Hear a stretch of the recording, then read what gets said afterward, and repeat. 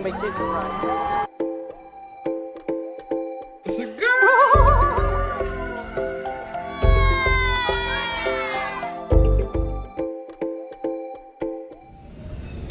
Hello and welcome to Living as Carmen with me, Carmen. And today is Spiritual Sunday, which I kind of made up last Spiritual Talk episode. I kind of liked it, so Spiritual Sunday. And today is Spiritual Journey Talk number 4. In Spiritual Journey Talk number 3, I ended with an emphasis on summer 2017 is when things really got interesting and when I really started growing with my spirituality. June, July, I think I did some traveling. I started being out in nature more. August is when things got spicy. They started building the house, and when they started building our house, we had to live somewhere else. I lived in a little city in a downtown, and in that little city there was a spiritual store. Well, metaphysical store, I think is what she calls it. And I've always wanted to go there, never had a chance to go in there. So since I live right down the street, I started kind of going to the different shops and stuff, and I finally made my way there. So this is one of the first things I purchased from this store, the Mind and Spirit Journal. And it's funny because like the first entry I made was in August 2017. So to help me keep track of where my spiritual journey kind of has been going, I went back to this journal because everything kind of mushes together. So that's how I remember that August 2017 was special. So I went to the store, I got a few candles.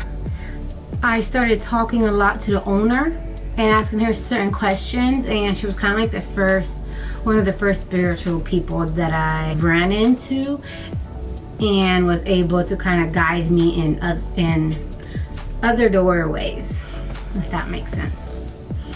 When I went into the store, the owner mentioned that she hosts different types of workshops and kind of like invited me to come to one. She had information on her website. I checked it out. I booked it. Like I was literally at that store once every few weeks, either buying stuff, just going there to talk to the owner, going to workshops, all of that. I went to the first workshop, and in that workshop is where I met this other lady, and she very intuitive, kind of psychic, but I just call them intuitive people that are really in tune and able to help kind of more internally with your healing. This is the first time where I was introduced to kind of like energy work. Again, I will go more in depth in what energy work is in a later segment. But right now I'm just kind of giving you like a vague picture of my overall journey. And then once I kind of end my journey talk, then I'll go and talk about like specific ideas or specific things. But a lot of these workshops had titles on them, and then they had a description, and then I decided whether I wanted to go to them or not. And this one was the first one that I ended up going to. So I found this lady, I'm gonna call her Jay.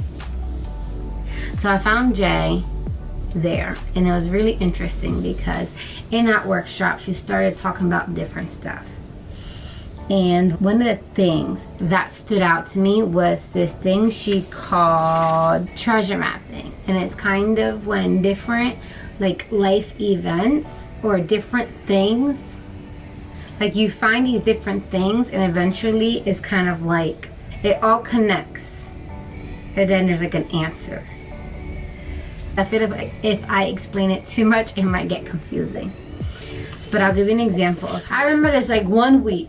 It was the week before I met her, about a week or two.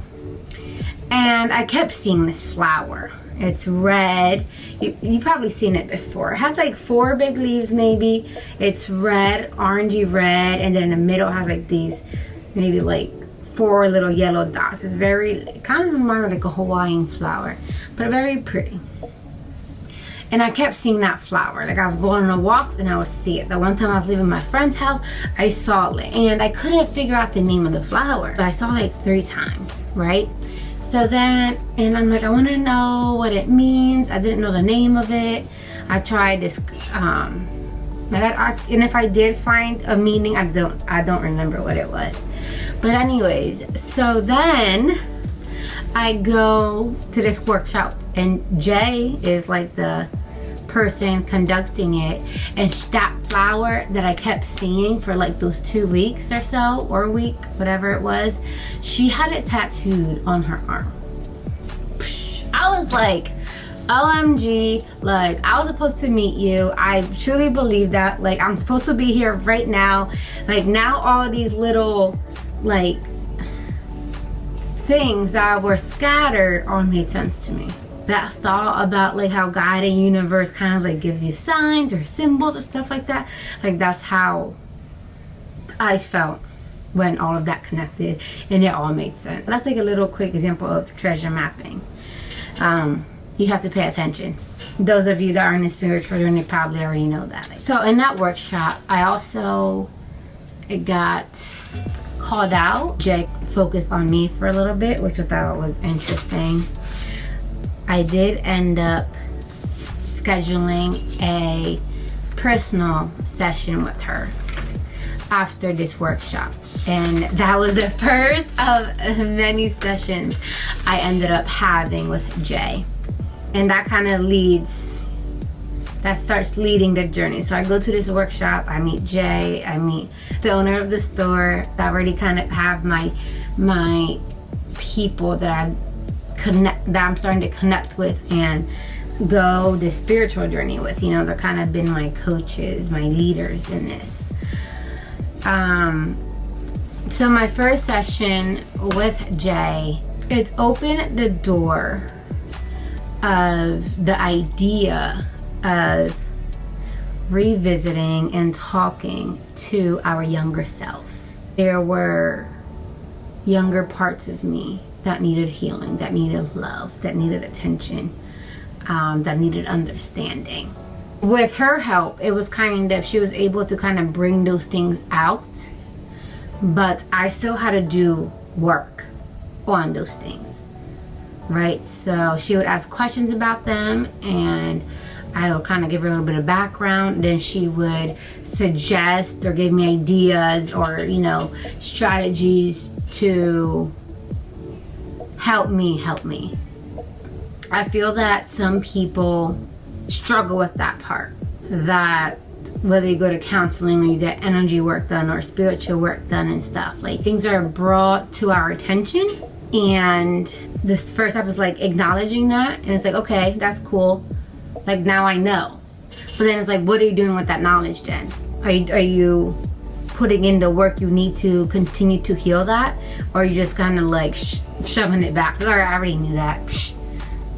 I don't want to go there. It's work. A lot of work. And some of those,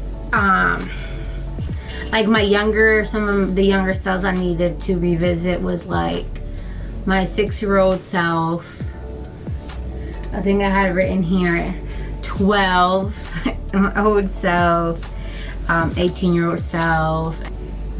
So what I did to kind of start that journey of healing parts of my younger selves, one day I decided, and this is what she suggested me to do, and I did it. So she spoke about this like spiritual place, and I might be in Jim Thorpe, but I forget. But no, it's a high like spiritual place. So before I went there, I went and picked up my younger selves by where I was living at that age. So I went to where I was living when I was 6. I went where I was living. I was 12 or 13 and 18. Just kind of drove up, said something, and then when I felt right, drove off and went to the next spot. I got to the place, walked around, meditated in different sections of the place, and then I kind of sat with myself. It took me to a place that I remembered at that age, and let them, and like I spoke to them. Like, it sounds crazy, I know, but it's what I did. And it was just kind of like comforting them, letting them know that, you know, the future's okay, that I love them. And if they don't know, if they don't understand it or it doesn't make sense now, like, it will later, you know, in the future. But just kind of loving them and trying to comfort them.